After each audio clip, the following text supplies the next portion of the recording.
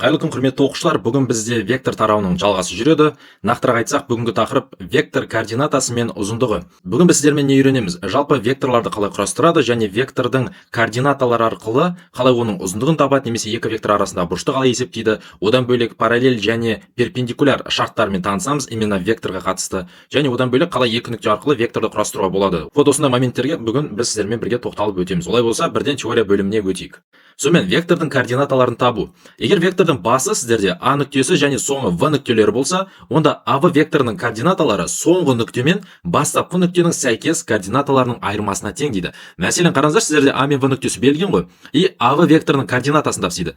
Енді мына жақта АВ векторына мұқият қарасаңыздар, екінші әрпі бізде не болып тұр? В болып тұр. Бірінші әрпі А болып тұр. То есть егерде екі нүктені беріп, сол векторды, осы екі нүкте арқылы өтетін вектордың координатасын тапсын десе, АВ векторының координатасын табу үшін екінші әріптен азайтасыздар, бірінші әріптің координаталарын. Бізде екінші әріптің координаталары x2 мен y2 ғой. То есть v-ның орнына x2-де y2 дейміз, a-ның орнына x1-де y1 дейміз. И сәйкесінше x-тарын бөлек, y-тарын бөлек азайтамыз. Сол кезде x2 минус x1 шығады. И y2 минус y1 шығады. Болды. Осылайша сіздер нені табасыздар? AV векторының координатасын табасыздар. Келесі вектордың ұзындығы. Мысалы, сіздерге А вектор беріледі, координатасы xy дейді. Осы вектордың ұзындығын тапсын дейді. Егер де сіздерге құр вектор беріліп, сол вектордың ұзындығын тап десе, мына вектордың координаталары x пен y-ті квадраттап бір-біріне түбірдің астында қоса салыстырып болды. Осылайша вектордың ұзындығы шыға келеді. Енді вектордың ұзындығын тауып жатқандарыңызды көрсету үшін сіздер векторды не істейсіздер? Мынандай бір кішігірім модульдің ішіне алып қоясыздар. Түсінікті ғой? Келесі, егер вектор екі нүктемен берілсе, енді біз жаңа ғана вектордың координатасын таптық қой, екінші әріптен бірінші әріптің координаталарын есеп азайтып шықтық. И дәл осы екі нүкте арқылы құрастырылған вектордың ұзындығын тап десе, сіздер мына шыққан координаталар, яғни x2 минус x1 мен y2 минус y1-ді квадраттап бір-біріне түбірдің астына қосасыздар. То есть тура мына формула, бірақ екі нүкте арқылы шығарылған түрі. Келесі, векторларды қосу және азайту. Бұл жерде еш қиындығы жоқ. Мысалға, А мен В векторымыз қосып отырық деп есептейік. Сол кезде олардың x-тарын бөлек, y-тарын бөлек есептеп аласыздар. Сол кезде сіздерде міне кәдімгі екі вектордың қосындысынан пайда болған жаңа вектордың координатасы шыға келеді. Еш қиындығы жоқ. Азайту десе, сәйкесінше x-тарын азайтасыздар и y-тарын азайтасыздар. Болды. Бұл жерде басқа қосып айтар еш нәрсе жоқ екен. Келесі, векторды санға көбейту. Мысалға, векторды k санына көбейткенде, оның әрбір координатасы осы санға көбейтіледі дейді. Мысалға, біз k-ны А векторына көбейтіп отырмыз ғой. А векторының координаталары бізде, скажем, x1 мен y1 болсын. Сонда мен k-ны осы вектордың координаталарына көбейтетін кезде k-ны бірінші x1-ге көбейтемін, сонда k x1 болады. И k-ны y1-ге көбейтемін. Жақшаны ашу ережесі бар емес пе? Сыртындағы санды не істейміз? Жақшаның ішіне каждый мүшеге жеке-жеке көбейтіп шығамыз. Мына жақта да тура сондай логика. Надеюсь, жетті. Келесі, векторлардың скалярлық көбейтіндісі. Екі вектордың скалярлық көбейтіндісі олардың сәйкес координаталарының көбейтінділерінің қосындысына тең дейді.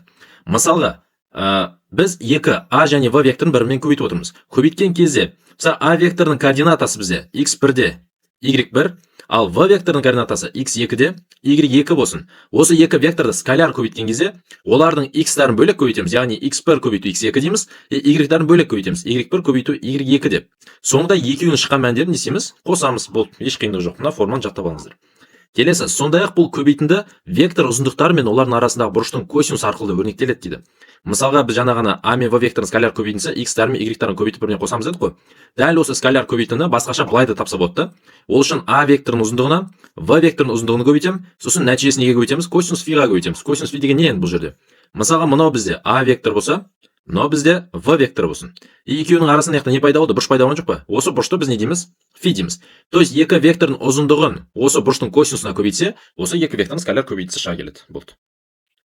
Векторлардың перпендикулярлық шарты. Екі нөлдік емес вектордың скалярлық көбейтіндісі нөлге тең болса, олар перпендикуляр болады дейді.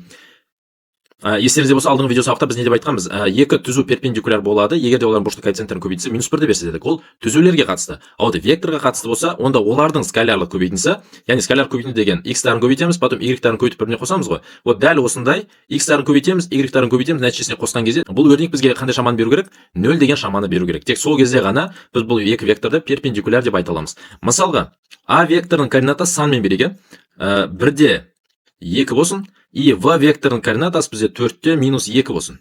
Енді осы екі вектор бізде перпендикуляр бола ма, болмай ма? Оны тексеру үшін екеуін не істейміз? Скаляр көбейтеміз. Көбейткенде x-тарын бөлек көбейтеміз, сонда 1-ге 4-ті көбейтсе 4, потом оған қосамыз, 2-ге көбейтеміз минус 2-ні, нәтижесінде минус 4 шығады. И 4 плюс минус 4 маған нені береді? 0-ді береді. Демек, мынау А вектор болса, v векторы соған не? Перпендикуляр орналасқан деген сөз. Надеюсь, енді логикасы сізге жетті. Келесі векторлардың коллинеарлық шарты. Коллинеар сөзінің мағынасы біз алдыңғы видео сабақта сіздермен параллель деген ұғыммен таныстық қой. Екі түзу қай кезде параллель болады, егер де x-ның алдында коэффициенттер, яғни k1 мен k2 тең болса дедік. Енді векторларды параллель демейді, коллинеар дейді. То есть коллинеар деген параллельдің более ғылыми атауы. Екі вектор коллинеар, параллель немесе бір түзудің бойында дейді. Екі вектор коллинеар болу үшін олардың сәйкес координаталары пропорционал болу керек дейді. Яғни, бізде аяқта екі вектор бар ғой, а векторы мен в векторы. Дұрыс па? А векторының координатасы x1 де y1, в векторының координатасы x2 де y2. Енді бұл екі вектор егер де бізде коллинеар болатын болса, онда олардың x-тардың қатынасы, яғни x1-дің x2-ге қатынасы тең болу керек неге? y1-дің y2-ге қатынасына. Түсінікті ғой? Мысалға, мынандай бір сандық мәндерді алайық. А векторының координатасы 2 де 3, и v векторының координатасы, скажем, 4 де 6 болсын. Осы жерде v векторының координатасы, яғни x мәндерінің қатынасы 4 де 2-ге бөлеміз, нәтижесіне 2-ні береді, 6-ны 3-ге бөлеміз, нәтижесіне тоже нені береді? 2-ні береді. То есть x-тар мен y-тардың қатынасы екеуі де бізге бірдей мәнді беріп отыр. Демек, бұл екі вектор қандай? Бұл екі вектор өзара параллель деген сөз. Болды. Бүгінге жалпы айтылатын теория осы формулаларды қолданып, бүгін сіздермен бірге ОБТ есептерін шығарамыз. Олай болса, бірден ОБТ есептеріне көше берейік. Бірінші есеп. Егер А нүктесі минус 3 де 5, В нүктесі 3 де минус 2 координатасына орналасса, АВ векторының координатасын тапсын дейді. Енді былай. АВ векторының координатасын тапсын дейді. Біз не істейміз? Тура жаңағыдай екінші әріптен бірінші әріпті азайтамыз. Яғни В-дан азайтамыз А-ны. Всегда сондай. Ережесі сондай. Сонда В нүктесінің координатасы бізде 3 де минус 2, А нүктесінің координатасы минус 3 де 5. Сонда сәйкесінше x-тарын азайтамыз бірінші. Сонда 3 азайтылған минус 3 дейміз. Кейін сәйкесінше несін азайтамыз? Y-тарын азайтамыз. Сонда минус 2 азайтылған 5 деп жазып қоямыз. Яғни минус пен минус плюс береді. Сонда 3-3 қосса нәтижесінде 6 шығады. Минус 2 мен минус 5 минус 7-ні береді. Демек, АВ векторының координатасы 6-та минус 7 екен. Бұл бізге В вариантын беріп отыр. Келесі есеп. Егер де А және В нүктелерінің координаталары мына көрсетілгендей болса, АВ векторының ұзындығын тапсын дейді. Енді былай, АВ векторының ұзындығы деген АВ векторы модульдің ішіне алып қоямыз. Дұрыс па? Так, енді АВ векторының ұзындығын табу үшін бізге оның несін табу керек? Координатасын табу керек. Бірінші АВ векторының координатасын табу алайық. Ол үшін В-дан азайтамыз А-ны, дұрыс па? Екінші әріптен азайтамыз бірінші әріпті. В координатасы минус 1 де 6, и А нүктесінің координатасы 1 де минус 3. Сонда минус 1 дейміз. Яғни x1-ден азайтамыз x2-ні. Сонда минус 1 болады. Кейін y1-ден азайтамыз y2-ні. Сонда 6 азайтылған минус 3 деп жазып қоямыз. Минус 1 мен минус 1 маған минус 2-ні береді. Яқта минус пен минус плюсті береді. Сонда 6-ға 3 болса 9 шығып отыр. Демек, АВ векторының координатасы минус 2 де 9. Бірақ бізден нені сұрап отыр? Ұзындықты сұрап отыр.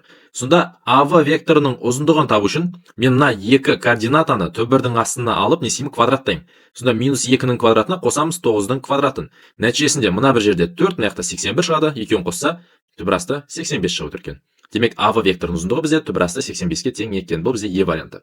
Келесі есеп. А және В векторлары берілген, минус 2А қосылған 4В векторының координаталарын тапсын дейді. Мына бірінші жазайық, нені табу керек екен? Минус 2А қосылған 4В векторы. Бірінші, минус 2-ні көбейтсін дейді А векторына. А векторының координатасы бізде 3 де 2. Қосылған дейміз, 4 көбейтілген В векторының координатасы 0 де минус 1. Енді, тура жақша ашу ережесі секілді, минус 2-ні әрқайсысын жеке-жеке апарып көбейтеміз. Минус 2-ні 3-ге көбейтсе минус 6, минус 2-ні 2-ге көбейтсе минус 4. Дәл осындай логикамен, мына 4-ті 0-ге көбейтем, нәтижесінде 0 шығады. 4 аламда минус 1-ге көбейтем, минус 4 болады. Соңында x-тарын бөлек, y-тарын бөлек қосамыз. Сонда минус 6-ға 0-ді қосса, минус 6, минус 4-ке қоссақ, минус 4-ті, нәтижесінде минус 8 шығады. Сонда минус 6-да минус 8 шығып отыр. Демек, минус 2а плюс 4в векторының координатасы минус 6-та минус 8 екен. Бұл бізде А варианты. Келесі есеп. А векторының ұзындығы 3-тен кем болатындай m-нің барлық мәндерін тапсын дейді. То есть былайда А векторының ұзындығы дейді. То есть мынау А вектор болса, оның ұзындығын неге аламыз? Былай модулдің ішіне алып қоямыз, дұрыс па? Оның ұзындығы екенін көрсету үшін.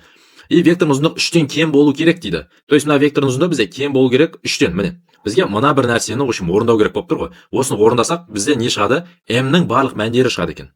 Енді былай. Бізде А векторының координатасы берілген, ол яққа жазып қойық. А векторының координатасы m плюс 1 и 2 екен. Енді А векторының ұзындығын табу үшін формуласы қандай еді? А векторының ұзындығы бізде осы А векторының ішінде жатқан каждый координатаны квадраттап бір-біріне қосамыз. Сонда бірінші m-ді квадраттаймыз, оған қосамыз m плюс 1-дің квадратын и қосамыз 2-нің квадратын. Мынау бізде осы А векторының ұзындығы болып тұр. И шарт бойынша векторның ұзындығы неден кіші болу керек? 3-тен кіші болу керек. Сонда мына жаққа кіші 3-тен деп жазып қоямыз. Бізде мынандай бір кішігірім иррационал теңсіздік шықты. мына түбірден құтылу үшін екі жағын міндетті түрде не істейміз? Квадраттаймыз. Сол кезде мына түбір мен квадрат не істейді? Қысқарып кетеді. Мына ішіндегі өрнек жазатын болсақ, сонда m квадрат қосылған m плюс 1-дің квадратын қысқаша көбейтумен ашамыз. Сонда m квадрат қосылған 2m қосу 1 қосу 2-дің квадраты 4 дейміз. Кіші 3-дің квадраты 9. m квадрат пен m квадрат 2m квадратты береді. Қосылған 2m 9 яққа минус болып барады. 1-ге 4 болса 5, 5-тен 9 алса минус 4 шығып отыр. И осы жерде мынаның барлығын 2-ге бөліп жіберсе болады екен тағы да. Сонда m квадрат қосылған m минус 2 кіші 0-ден дейміз. Мынаны дальше дискриминантпен шығарамыз. Сонда 1 азайтылған 4 көбейту 1 көбейту минус 2 нәтижесінде 9-ды береді. Ол деген 3-дің квадраты. Енді m-дарды табатын болсақ, m-ның алдында плюс, демек мына минус 1 болады. Плюс минус 3 бөлінген 2. Минус 1 плюс 3 2-ні береді, 2-ге бөлсе 1 шығады. Минус 1 минус 3 минус 4 2-ге бөлсе минус 2 шығып отыр. Сонда былай, осы 2 мәнді не істейміз? Біз аралыққа саламыз. Мына бір жерде минус 2, мына жаққа 1-ді қойып қоямыз. m квадраттың алдындағы таңба мына жерде плюс қой. Демек мына жақта плюс минус плюс болады деген сөз. Түсінікті ғой? Яғни егер де m квадраттың алдында плюс болса, бірінші плюстан бастаймыз, кейін реттілікпен минус плюс деп кезектесіп кете береді. Енді бізге нені сұрап отыр? Бізден мына 0-ден кіші сандар сұрап отыр. 0-ден кіші сандар ол бізде плюс болма, минус болма? Минус болады. Демек мен тұрамда именно минус аралықты қоршаймын. Ол бізде неменен арасында жатыр? Минус 2 мен 1-дің арасында жатыр. Демек m-ның мәндері бізде минус 2 мен 1-дің арасында жатыр деген сөз. Сонда бұл қай жауапқа сай келеді? Бұл бізде d вариантына сай келеді екен. Келесі есеп m-ның қандай мәнде a және v векторларының ұзындығы тең болады дейді. То есть былайда, мынау a векторы, мынау v векторы. Екеуінің ұзындықтары тең дейді. Демек, мына екеуін модульге аламын, екеуін теңестіремін. Түсінікті ғой? То есть осы екі векторның ұзындықтарын теңестіру арқылы маған нені табу керек? m-ның мәнін табу керек. Сонда a векторының ұзындығы деген түбірдің астында, мына a-ның мәндерін не істеймін? Бір-біріне квадраттап қосамын. Сонда m квадрат қосылған минус 3-тің квадраты қосылған 4-тің квадраты. И осыны теңестіреміз неге? v векторының ұзындығына. Сонда минус 4-тің квадраты қосылған минус 3-тің квадраты қосылған m квадрат дейміз. Минус 3-тің квадраты 9, 4-тің квадраты 16, екеуін қосса 25 шығып отыр. Сонда 25 қосылған m квадрат. Мына бір жерде тура сондай мәндер шығады. m квадрат қосылған 25. Түбірден құтылу үшін екі жағын квадраттаймыз. Түбірлер жойылады. Сонда 25 плюс m квадрат тең m квадрат плюс 25. m квадрат бері қарай өткізем, 25 ар жаққа қарай өткізем. Сонда m квадрат азайтылып қысқарады, 0 болады. 25-тен 25 алса 0 шығады. Сонда 0 тең 0 деген жағдай пайда болды. Бұл не деген сөз? Бірінші тексересіздер, 0 жалпы 0-ге тең ба? Я, тең.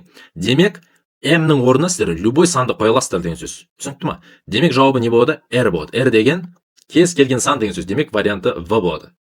Мысалы, мына есепте 0 тең 0 емес, например, 3 тең 3 болып қалса, 5 тең 5 болып қалса, мысалы, мынаның бәрі рас қой, ақиқат қой, дұрыс па? Демек, жауабы не болады? Тоже R болады деген сөз. Кез келген сан. Есте сақтап жүріңіздер.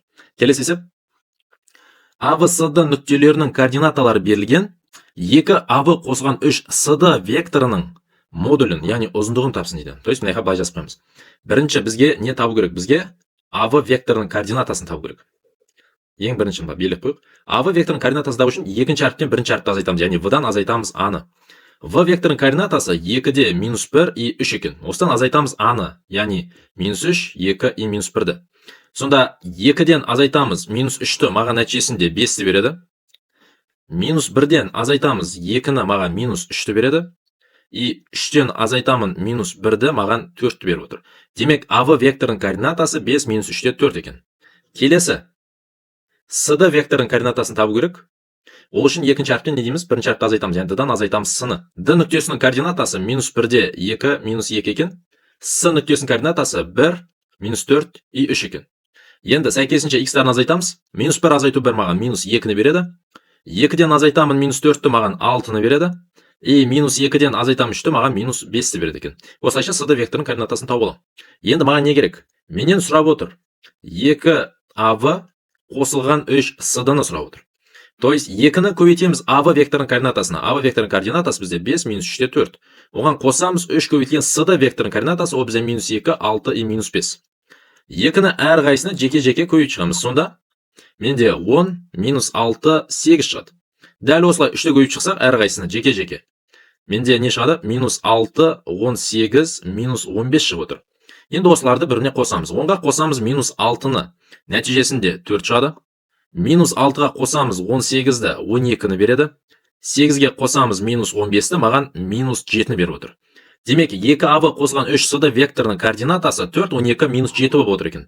Бірақ бізде не сұрап отыр? Осы векторның ұзындығын сұрап отыр. То есть, төртіншісі, осы векторлардың қосындысының ұзындығын табу керек. Ол үшін, мені каждый координатаны квадраттап, түбірдің астына есеміз, қосамыз. Сонда 4-тің квадратына қосамыз 12-нің квадратын, қосамыз минус 7-нің квадратын. 4-тің квадраты бізге 16-ны береді, 12-нің квадраты 144, 7-нің квадраты 49. Осы үш санды қоссақ, түбірдің ішіне бізде 209 деген сан пайда болады. Демек, бұл вектордың ұзындығы 209-ға тең екен. Бұл бізде А варианты. Келесі есеп. АВ-сы нүктелері берілген, М векторы АВ және АС векторларының қосындысына тең екен, и осы вектордың ұзындығын тапсын дейді. Так, тура жаңағыдай бірінші АВ векторының координатасын бөлек тауып алайық. То есть В-дан азайтамыз А-ны. Сонда 2-де 4 азайтылған 1-де 3 дейміз. 2-ден 1-ді азайтса 1, 4-тінші азайтса 1 шығады. А-ны таптық. Келесі АС векторын табу керек. С-дан азайтамыз А-ны. С бізде 5-те 14, азайтамыз 1-де 3-ті. 5-тен 1-ді аса 4, 14-інші аса 11. Так, АВ мен А-сын таптық. Енді бізге не табу керек? М векторын табу керек. Ол бізде АВ мен А-сының қосындысына тең екен. Яғни АВ бізде 1-де 1, А-сы бізде 4-те 11. Осы екі мәнді бір-біріне қоссақ, бізде 5-те 12 шығып отыр. Енді осы вектордың ұзындығын тапсын деген ғой. Демек, М векторын модульдің ішіне аламыз. И түбір астында мына екі координатаны квадраттап бір-біріне қосамыз. Сонда 5-нің квадратына қосамыз 12-нің квадратын. Нәтижесінде бізде 5-нің квадраты 25, 12-нің квадраты 144. Екеуін қосса 169 шығады, ол түбірден 13 болып шығады. Сонда М векторының ұзындығы бізде Д варианты бойынша 13-ке тең екен. Келесі есеп. А және В векторлар берілген. Егер А векторы В векторына тең болса, X пен Y тапсын дейді. То есть былай. А векторы есеп шарты бойынша В векторына тең екен. Енді А векторының координаталары қандай бізде? X квадрат минус Y квадрат и 3 екен, ал В векторының координатасы 15-те X плюс Y екен. То есть бұл не деген сөз? Егерде мына екі вектор өзара тең болса, демек, олардың мына X мәндері мен X мәндері өзара тең деген сөз. Демек, X квадрат минус Y квадрат менде 15-ке тең, и сәйкесінше 3 бізде неге тең? X плюс Y-ға тең деген сөз. Сонда X плюс Y бізде 3-ке тең. Сонда менде мынандай бір кішігірім жүйе пайда болып отыр. И осы жерде маған нені тапсын дейді? X пен Y-ті тапсын деп отыр. Бұны шығарудың бір оңай жолы бар. Мына X квадрат минус Y квадрат деген қысқаша көбейту формуласына келмей ма? Иә? Ол қалай жіктелуші еді бізде? X минус Y, X плюс Y тең 15 деп. И мына жақта X плюс Y тең 3 деп жазып қоямыз. Енді қараңыздар. X плюс Y бізде 3-ке тең ғой. И мына жерде тұрған X плюс Y-дің орнына апарып не істейміз? Осы 3-ті қоя саламыз. Сонда нәтижесінде бізде X минус Y көбейтілген X плюс Y емес 3 болады. И тең 15 дейміз. 3 мына жаққа бөліп барады. Сонда X минус Y бізде 15 3-ке бөлсе 5 шығып отыр. Сонда X пен Y-тің айырымы 5-ті береді да, X пен Y-тің қосындысы 3-ті береді. Осы екеуі мына бір жерге алып келсем, менде жаңа бір оңай жүйе пайда болады. Мына жақта X минус Y тең 5 дейміз. Мына жақта X плюс Y тең 3 дейміз. Мына жүйенің алдына минус қойсам, мына X-тар қысқарады. Сонда минус Y маған минус 2Y-ті береді. 5-тен азайтсам 3-ті маған 2-ні беріп отыр. Минус 2 бері қарай бөліп барады, 2-ні минус 2-ге бөлсем минус 1 шығады. Демек, Y-тің мәні бізде минус 1-ге тең. Осы мәнді аламыз, мына жақта Y-тің орнына апарып қойсам, менде X минус Y-тің орнына минус 1-ді қоямыз, тең 5 дейміз. Минус пен минус плюсті береді. И 5-тен 1-ді азайтса, менде 4 шығып отыр. Демек, жауабы X 4-ке тең, Y минус 1-ге тең. Бұл бізде В вариант екен. Келесі есеп. А және В векторлар берілген. 5А қосылған 10В векторының абсолют шамасын тапсын дейді. Егер есепте сіздерден абсолют шаманы сұрап отырса, абсолют шама деген не ол? Сол вектордың ұзындығы деген сөз. Түсінікті ғой? Бірінші 5А векторының 10В векторына қосындысының координатасын тауып алайық. Ол үшін 5-ті көбейтеміз А векторының координатасын, яғни 3-те 2-ке. Қосамыз 10 көбейтілген В векторының координатасы 0-де минус 1. Енді 5 әрқайсысын жеке-жеке көбейтсе 15-те 10 шығады. Оған қосамыз 10-ды 0-ге көбейтсе 0, минус 1-ге көбейтсе минус 10 болады. Енді осы екі координатаны біріне қосатын болсақ, 15-ге 0-ді қосса 15, 10-ға минус 10-ды қосса 0 шығып отыр. Енді осы вектордың ұзындығын тапсын деген ғой. Демек, біз тұрамызда не істейміз? Осы 15 пен 0-ді квадраттап түбірдің астына саламыз. Сонда 15-тің квадратына қосамыз 0-дің квадратын. Нәтижесінде маған 15-ті береді. Демек, бұл вектордың ұзындығы бізде Е варианты бойынша 15-ке тең. Келесі есеп. В векторын жіктесін дейді. Бұл жерде қарасаңыздар, В векторын бірлік векторларға жіктеп тастаған. Бұлай кішкене теория бөліміне тоқталып өтейін. Мысалға, бізде В векторы берілген. Минус 3-те 4 дейді. Өздеріңіз білесіздер, жақшаның ішінде тұрған бірінші сан ол X-қа жауап береді, екінші сан Y-ға жауап береді. Демек, мына векторды мен бірлік векторға жіктейтін болсам, онда бұл вектор бізде қалай жазылады? Минус 3 I векторы қосылған 4 J вектор деп жазылады. Бұл бізде қай жауап? Бұл бізде А жауап екен. Не үшін ондай болып жатыр? Бізде X, Y осі бар емес пе? Мынау бізде X осі, мынау Y осі. И бұдан бөлек бізде тағы да бір ось болады, Z осі. Ол бізге қарай қарап тұратын. Оны бүйтіп, мына жаққа созылайық былай. Мынау Z осі. Енді қараңыздаршы, осы X, Y, Z осы 3 ось бар ғой. Осы 3 осьтің бойымен жүретін өзінің мини векторлар, яғни бірлік векторы болады. Са X-тің бойымен жүретін аяқта кішігірім бір вектор болады. Ол векторды I векторы деп атайды. Яғни X-тің бойымен тек қана I векторы жүреді. Y-тің бойымен тек қана, мына жаққа жазып қоямыз, J векторы жүреді. И Z осімен бізде бір ғана вектор жүреді, ол бізде K векторы. Енді былай да, мысалы В векторында мына жақта координата X-тің бойында қандай сан тұр? Мына жақта -3 тұр, Y-та 4 тұр. Енді X-тің бойымен бізде не жүреді? I вектор жүрмей ма? То есть минус 3 деген солға қарай 3 бірлік менде I векторы жүріп бара жатыр деген сөз. Сонда минус 3-ке просто I-ды жалғай саламыз. Сонда минус 3 I векторы. 4-тің алдында таңба даяқта плюс қой. Демек плюс 4 Y-тің бойымен не жүреді дедік? J жүреді. Сонда плюс 4 J вектор болады. Егер менде дәл осыны мысалы A вектор берілсе басқаша мысалға 2 минус 3 минус 2 деп. Мынау X, мынау Y, мынау Z-ке жауап береді. Бұны жіктейтін болсам, сонда X бойымен I жүреді, сонда 2 I векторы минус 3 J векторы, и мына жақта минус 2 деп тұр, значит минус 2 не K вектор болады. Түсінікті ғой? Бұндай жағдайда A векторы осылай жіктеледі. Надеюсь, логикасы жетті сіздерге. Келесі есеп. A нүктесі берілген, A нүктесінен OY осіне дейінгі қашықтықпен A нүктесінен XOZ жазықтығына дейінгі қашықтықтың қосындысын тапсын дейді. Бұл есеп шығарудың өте бір оңай жолы бар. Енді былай. A нүктесінің координатасын жазып алайық 3, 2, 4. Бізден бірінші нені сұрап отыр? A нүктесінен неге дейінгі қашықтық? Y осіне дейінгі қашықтық сұрап отыр. Енді оны қалай табады? Мұқият қарасаңыздар, менде именно қай оське дейін қашықтық сұрап тұр? Y осіне дейінгі қашықтық сұрап тұр. Енді мына A векторының координаталарын қараңыздаршы, мынау X-қа жауап береді, мынау Y-ға жауап береді, мынау Z-ке жауап береді. Менде Y-ға дейінгі қашықтықты сұрап отыр, дұрыс па? Демек мен осы қашықтықты табу үшін қай мәндерді қолданамын? Басқа бөлек X және Z-тің мәндерін қолданамын бұл жерде. Менде Y осіне дейін қашықтық сұрап тұр ғой, демек мен мына 2-ні қолданбаймын. Мен одан бөлек мына жақта X пен Z-тің мәндерін қолданамын. Сонда A нүктесінен OY осіне дейін қашықтық тапсын десе, мен түбірдің астында не істеймін? Осы екі мәнді квадраттап бір-біріне қоса саламын. Нәтижесінде менде 5 шығады. Демек A нүктесінен OY осіне дейін қашықтық бізде 5-ке тең. Дәл осындай логикамен қараңыздар, A нүктесінен неге дейінгі XOZ жазықтығына дейінгі қашықтық сұрап тұр. Бұл жерде X айтылған, Z айтылған, дұрыс па? Неге жазып қоямыз? A нүктесінің координатасы 3, 2 и 4. X пен Z айтылған ғой. Мынау X, Y, Z. Демек мына X пен Z-ті сызып тастаймыз. Сонда не қалды? Құр 2 қалды. Сонда түбірдің астында 2-ні квадраттаймыз, нәтижесінде маған нені береді? 2-ні береді. Демек A нүктесінен осы XOZ жазықтығына дейінгі қашықтық бізде 2-ке тең.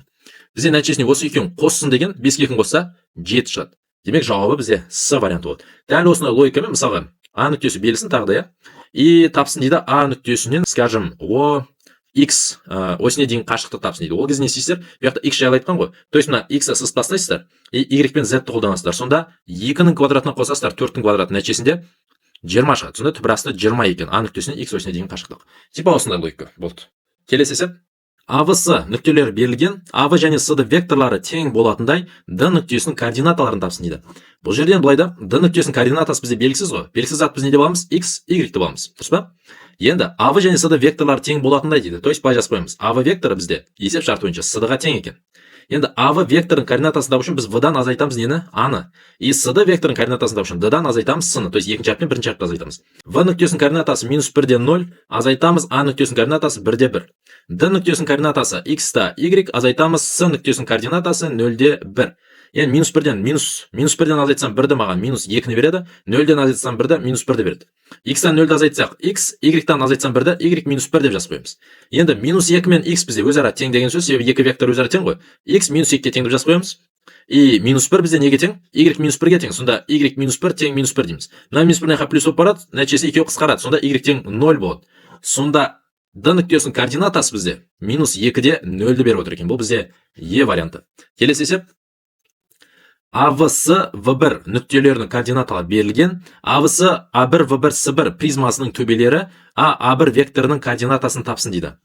В общем, бізге A1 векторының координатасын табу керек. Енді былайда A1 векторының координатасын табу үшін сіздер екінші әріптен, яғни A1-ден азайту керексіздер A-ны.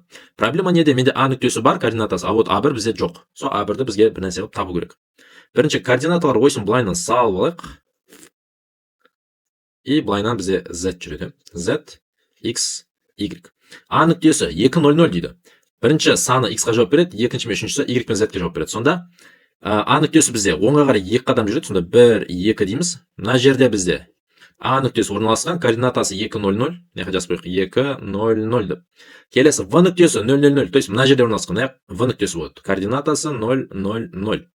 S нүктесі 0, 2, 0. Но X, но Y, но Z. То есть бұл оңға солға жүрмеген, Y бойымен 2 қадам жоғары жүрген. Сонда 1, 2 дейміз. Мынау бізде қандай нүкте? S нүктесі. Оның координатасы 0, 2, 0. Келесі V1 нүктесі X, Y, Z белесек, Z-тің бойымен 2 қадам жүрген. Сонда былай қарай 1, 2 дейміз. Мынау бізде V1 нүктесі. Оның координатасы 0, 0, 2 болып тұр. Енді бізде AVS A1 V1 S1 деген призма шығу керек етін. Соны қазір құрастырамыз енді. Мынау AVS былай 3 нүктесін қоссам, менде 3 бұрыш шығады. Дәл осылай v-ны v1-ге қоссам, былайынан бір призманың қыры шығады.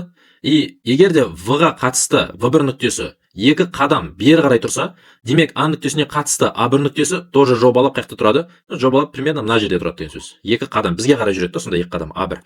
И s1 нүктесі тоже қалай тұрады? Мына бір жерде тұрады, жобалап мына бізде s1 нүктесі. Сонда былайынан қоссам, былай. Менде не шығып отыр? Мынандай бір призма шығып отыр. Енді осы жерден қалай маған A1 векторының A1 нүктесінің координатасын тапса болады. Қараңыздаршы, бізде V нүктесі, V нүктесінің координатасы 0, 0, 0 еді ғой. Ол V1-ге айналатын кезде оның қай мәні өсті? Үшінші мәні өсті. 0, 0, 2-ге айналып кетті. Яғни Z бізде 2-ге өсіп кетті. Енді сәйкесінше, егер де A нүктесінің координатасы 2, 0, 0 болса, значит A1 деген нүктенің координатасы қандай болады? Оның үшінші мәні нешеге өсу керек? Логикалық тұрғыдан 2-ге өсу керек. Сонда 2, 0 0 бізде 2 өссе 2 болады. Осылайша біз нені тауып алдық? A1 нүктесінің координатасын тауып алдық. A1 векторының координатасын табу үшін A1-ден азайтамыз A-ны. A1 бізде 2, 0, 2, ал A нүктесі бізде 2, 0, 0. Екеуін азайтсақ, 2-ден 2-ні азайтса 0-ді береді. 0-ден 0-ді азайтса 0, 2-ден 0-ді аза 2 шығады. Демек A1 векторының координатасы 0, 0, 2 деген сөз. Бұл бізде D варианты. Еш қиындығы жоқ. Келесі есеп. S векторын A және V векторлары арқылы өрнектесін дейді. Бұл есепте негізі вариантпен қолайсаған өте оңай болады. Мысалы қараңыздаршы, A вариантын қарайық. S векторы дейді. A векторы минус 3 V векторына тең дейді. Осыны тексеріп көрейік. A векторы бізде 2-де 1 ғой. И минус 3 көбейтілген V векторы 1-де 0. Қазір 3-ті көбейтсе сонда 2-де 1 минус 3-те 0 шығады. Азайтса, 2-ден 3-ті азайтса минус 1, 1-ден 0-ді азса 1 шығады. Бірақ S векторының координатасы 9-да 1 дейді. Демек бұл дұрыс емес деген сөз. В общем, осындай логикамен мынаның бәрін тексеріп шығасыздар. И нәтижесінде біз мына бір жауапқа келеміз. S вариантына. Бұны тексерсек, S векторы A мен 7V векторының қосындысына тең екен. A вектор бізде 2-де 1, и V векторы 7-ге көбейтсе бізде 7-де 0 болады. Екеуін қоссақ, нәтижесінде 9-да 1 шығып отыр. Ал бұл бізде S векторының мәніне сай келеді. Сонда жауабы S вариант екен. Түсінікті ғой, То есть S векторы мен A және V векторын қосу, азайту, көбейту арқылы несеп шығардым, қорытып болды. Келесі есеп. A векторы басының координатасын тап, егер оның соңы 1 минус 1 2 болса дейді. Былайда, мынау бізде A векторы, A векторының координатасы бізде қалай табылушы еді? Біз соңынан азайтушы едік нені? Басын. Енді A векторының координатасы бізде 2, минус 3, минус 1 болып тұр. Бізде соңы бар екен, соңы бізде 1, минус 1, 2. А вот басы бізде белгісіз, басы бізде X, Y, Z боламыз. Енді наяқта сәйкесінше X-тарын, потом Y-тарын и Z-тарын азайтпаймыз ба? Дұрыс па? Сондай жазамыз 2, минус 3, минус 1. Бірден азайтамыз X-ті 1 минус X, минус 1 азайту керек, минус 1 минус Y, и 2 минус Z дейміз. Енді мына екі вектор өзара тең болған соң 1 минус X-ті 2-ге теңестіреміз, сонда 1 минус X тең 2, минус X бері қарай өтеді, 2-ні ар жаққа қарай жібереміз, сонда 1 минус 2 тең X болады, X тең минус 1 болып отыр. X-ін мәнін таптық. Келесі, минус 3-ті теңестіреміз, минус 1 минус Y-ға. Сонда минус 3 тең минус 1 минус Y, минус 1 наяққа плюс болып барады, сонда минус 3 плюс 1 ма минус 2-ні береді. Сонда Y неге тең? 2-ге тең деген сөз. Y таптық. Келесі Z табу керек, ол үшін минус 1-ді теңестіреміз 2 минус Z-ге. 2 наяққа минус болып барады, минус 1 минус 2 минус 3-ті береді. Минус пен минус плюс, сонда Z тең 3. Сонда бастапқы нүктенің координатасы бізде минус 1, 2 и 3 болады деген сөз. Бұл бізде A варианты. Келесі есеп. S векторына қарама-қарсы векторның координатасын тапсын дейді. Бұлайда S векторының координатасы минус 4, 3, минус 7 ғой. Осы векторға қарама-қарсы векторның координатасын табу үшін мынаның барлығын таңбасын есеміз минус 1-ге көбейтіп жібереміз. Сонда S векторына штрих тап қойып қарама-қарсы. Минус 4-ке минус 1-ді көбейтеміз, сонда 4 шығады. 3-ті минус 1-ге минус 3, и минус 7-ні минус 1-ге көбейтсе 7 болады. То есть неседі барлығын таңбасы өзгеріп кетті. Сонда жауабы 4 минус 3, 7 екен. Бұл бізде S варианты. Келесі есеп. A және V векторлар берілген. A векторының ұзындығының 2V векторының ұзындығына көбейтіндісін тапсын дейді. Так, бірінші байсек. A векторының ұзындығын тауып алайық. Ол үшін A векторының координаталарын квадраттап бір-біріне қосып шығамыз. Сонда минус 2-нің квадратына қосамыз 3-тің квадратын, қосамыз минус 1-нің квадратын. Нәтижесінде бізде не шығады? Минус 2-нің квадраты 4, 3-тің квадраты 9, минус 1-нің квадраты 1. Сонда менде түбірасты 14 шығып отыр. Дәл осындай логикамен енді маған не табу керек? 2V векторының ұзындығын табу керек. Бірақ бірінші маған 2V-ның өзін табу керек болып отыр. 2-ні көбейтемін V векторына, ол бізде 1, минус 3, 2. Әрқайсысын жеке-жеке көбейтіп шықсақ, 2 минус 6, 4 шығады. Потом барып, не істейміз, осы 2V векторының ұзындығын табамыз. Ол үшін мына координаталарын квадраттап, түбірдің астына қосамыз. Сонда 2-нің квадраты 4, қосамыз. Минус 6-ның квадраты қосылған 4-тің квадраты. Нәтижесінде бізде 4 қосылған 36, қосылған 16, маған 56-ны беріп отыр. Енді тұрамызда осы екі ұзындықты не істейміз, бір-біріне қоссын деген. Сонда A векторының ұзындығына 2V векторының ұзындығын қосатын болсам, сонда түбірасты 14 қосылған, түбірасты 56. Түбірасты 56 бізде қалай жіктеледі? 2 түбірасты 14 болып жіктеледі. Сонда түбірасты 14-ке қоссақ 2 түбірасты 14-ті, нәтижесінде 3 түбірасты 14 жадынан алдында бірі бар ғой.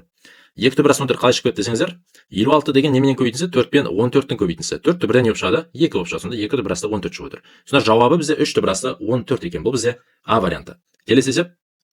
Егер вектордың екі координатасы x тең -4, z тең 3 және вектор ұзындығы 13-ке тең болса, үшінші координатасын тапсын дейді. То есть мынандай бір белгісіз вектор бар, бізде А векторды алып берейік, и оның екі координатасы уже белгілі. Жалпы А вектордың координатасы x, y, z-тан тұрмай ма? Дұрыс па? Енді біздің жағдайда. Енді x-тің орнына апарып -4-ті қоямыз, y белгісіз, z-тің орнына 3-ті қоямыз. И былай дейді да, осы вектордың ұзындығы, яғни А вектор модулін ішіне аламыз, осы вектордың ұзындығы бізде 13-ке тең екен. Енді осы теңдеуді орындайтын болсақ, вектордың ұзындығын қалай табады? Каждый координатасын квадраттап бір-біріне қосады. Сонда -4-тің квадраты 16, қосылған y квадрат қосылған 3-тің квадраты 9 тең 13 деп жазып қоямыз. 16-ға 9 қосса 25 қосылған y квадрат түбірдің астында тең 13 дейміз. Түбірден құтылу үшін екі жағын квадраттайды міндетті түрде. Сонда түбір жойылады. 25 қосылған y квадрат 13-тің квадраты 169. 25 бері қарай минус болып барады. 169-дан 25-ті азайтса 144 шығады. А ол түбірден бізде не болып шығады? Плюс-минус 12 болып шығады.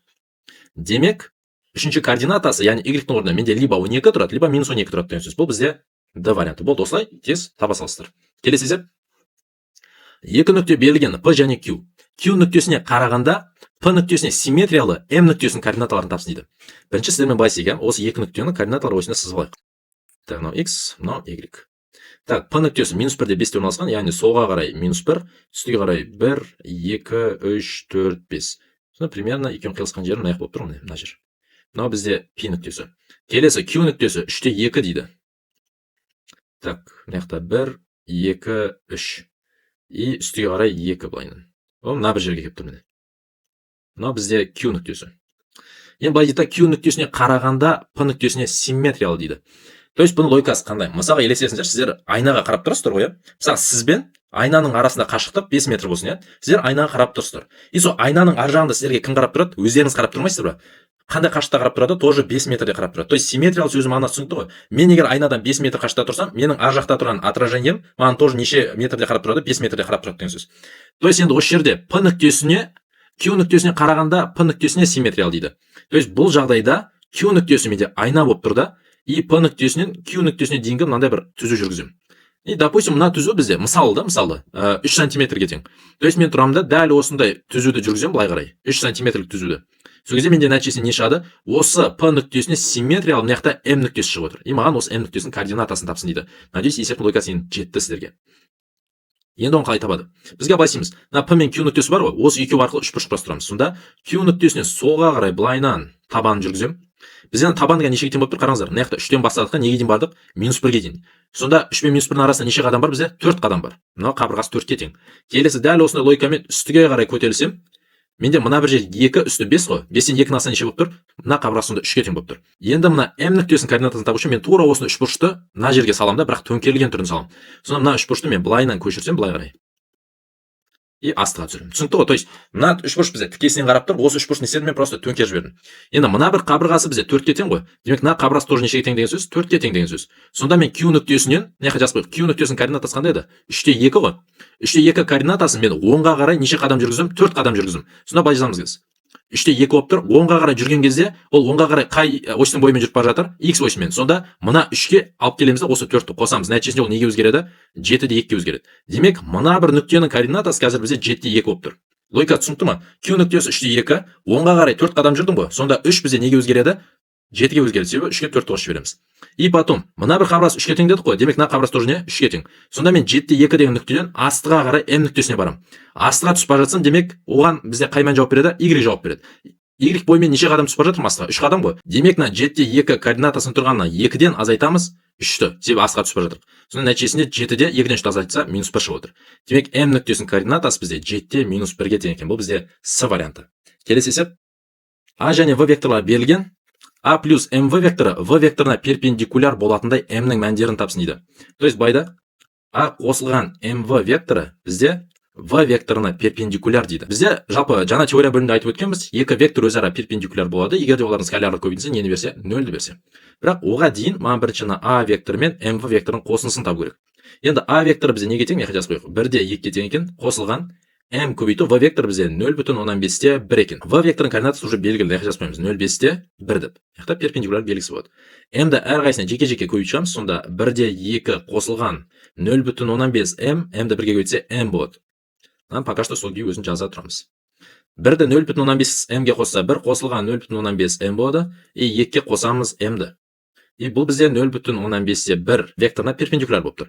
И жаңа айтып отырмын, екі вектор перпендикуляр болса, олардың скаляр көбейтіндісі 0-ге тең деп. Скаляр көбейтісі деген, мынау бізде x-тің мәні ғой, мынау бізде y-тің мәні. x1, y1 деп алсақ, мынау бізде x2-нің мәні, мынау бізде y2-нің мәні. Формула бойынша x1 мен x2-нің көбейтіндісі, y1 мен y2-нің көбейтіндісі осы екеуінің қосындысы ма 0-ді беру керек. Сонда мен тұрамда x1 бізде 1 қосылған 0,15 m ғой. Соны көбейтеміз x2-ге, яғни 0,5-ке. Қосамыз. y1 бізде 2 плюс m көбейтілген y2 бізде 1-ге тең болып тұр. Енді 0,5 әрқайсысын жеке-жеке көбейтіп шықсақ, сонда 0,5 қосылған 0,25 m шығып отыр. И мына жақта 1-ді көбейтсе еш нәрсе өзгермейді, сонда 2 плюс m деп жаза береміз. 0,25 m-ге 1 m-ді қоссам, менде 1,125 m шығады. 0,5-ге 2-ні қосса 2,5, бері қарай өтсе минус 2,5 болады. Минус 2,5-ді 1,25-ге бөлсе, менде минус 2 шығады. Демек, m-нің мәні бізде минус 2-ге тең деген сөз. Бұл бізде С варианты. Надеюсь, логикасы түсінікті. Келесі есеп. А минус v векторы 13-ге тең, а плюс v векторының ұзындығы 17-ге тең. Егер а векторының ұзындығы 10 болса, онда v вектор неге тең болатынын тапсын дейді. Бізде мынандай бір керемет формула бар. А қосылған v векторының ұзындығы квадрат қосылған а минус v векторының ұзындығы квадрат тең болады 2 көбейтілген а векторының ұзындығының квадраты қосылған v векторының ұзындығының квадратына. Мына формуланы сіздер жатқа білу керексіздер. Енді бұл жерде менде а плюс v бар, а минус v бар, а вектор бар. Бәрін орнына қойып шығанда ақырында v векторының ұзындығын просто таба саламын. А плюс v векторының ұзындығы 17-ге тең ғой. То есть 17-ның несі болады, формула бойынша квадраты болады. Қосылған а минус v бізде 13-ге тең, значит 13-ның квадраты деп аламыз. Сонда 2 көбейту, яғни а векторының ұзындығы 10, значит 10-ның квадраты қосылған v векторының ұзындығының квадраты деп аламыз. 17-ның квадраты 289, 13-ның квадраты 169 тең. 2 көбейту 10-ның квадраты 100 и қосылған v векторының ұзындығының квадраты дейміз. 289-ға 169-ды қосса, нәтижесінде 458 шығады. Тең 2 көбейтілген 100 қосылған v векторының ұзындығының квадраты. 2-ні яққа бөліп барады. 458 2-ге бөлсе 229 шығады. Тең 100 қосылған түбір астындағы v и 2. 100-ні яққа минус болып барады. 229-дан 100 азайтса 129 шығады. Сонда v векторының ұзындығының квадраты қазір неге тең болып тұр? 29-ға тең болып тұр. Енді бізде v векторының ұзындығын сұрап тұр, сонда v векторының ұзындығы тең болады. Мына 29 неге аламыз? Түбірге аламыз. Сонда түбір асты 129 шығады. Жауабы бізде қай вариантқа келіп тұр? В вариантына келіп тұр екен.